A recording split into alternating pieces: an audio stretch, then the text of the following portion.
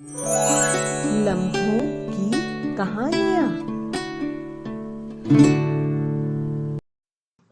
Newton ने सेब को नीचे गिरते हुए देखा तो गति के नियम बना दिए। राइट बंधुओं ने उड़ते हुए खिलौने की ओर हाथ बढ़ाया तो हवाई जहाज का निर्माण कर दिया। जबकि वैज्ञानिक नोबल डायनामाइट से विनाश को देखकर दुखी हुआ और विश्व शांति और प्रगति के लिए उसने नोबेल पुरस्कार की स्थापना की और दुनिया भर में शांति और प्रकृति की ओर लौटने का संदेश दिया। क्योंकि प्रकृति तो हमेशा हमारा साथ देती है, हम चाहे प्रकृति का साथ दें या ना दें।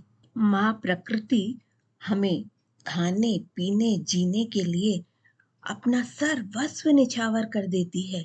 यहाँ तक कि हमें सदैव आगे बढ़ाने के लिए वह हमें प्रेरणा भी देती है।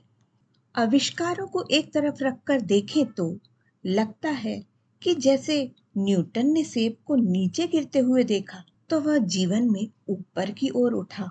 राइट बंधुओं ने उड़ते हुए खिलौने के लिए छलांग लगाई और उन्होंने जीवन की ऊंचाइयों को छू लिया। और वैज्ञानिक नोबेल को भी सही बात समझ में आने पर उन्होंने प्रकृति की ओर लौटना ही उचित समझा और मरते समय ही सही जीवन में ऊपर उठ गए और अपने जीवन को सार्थक बना दिया। ये तो हो गई बड़े वैज्ञानिकों की बातें, पर हम सामान्य लोग भी जब चलते हैं तो प्रकृति पेड़ पौधे हमें उल्टी दिशा में जाते दिखाई देते हैं, मानो वो हमें आगे बढ़ा रहे हैं। और जब हम दौड़ने लगते हैं तो प्रकृति पेड़ पौधे हमें आगे बढ़ाने के लिए और तेजी से पीछे होने लगते हैं ताकि हम जीवन में और आगे बढ़ें और नई ऊंचाइयों को छुएं। तो जब हमारी माँ रूपी प्रकृति हमें आगे बढ़ाने के लिए अपना सर्वस्व न्यौछावर करती है तो हमारा भी कर्तव्य बनता है कि इस धरती आकाश पेड़ पौधों को स्वच्छ और निर्मल रखना, उन्हें बढ़ने देना, उन्हें खुश रखना।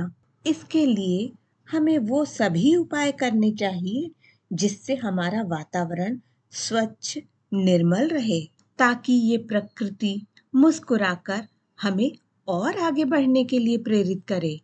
दोस्तों, मेरा इशारा तो आप समझ ही गए होंगे। प्लीज कमेंट करके बताएं कि आप अपनी प्रकृति अपने वातावरण को स्वच्छ रखने के लिए क्या उपाय कर रहे हैं।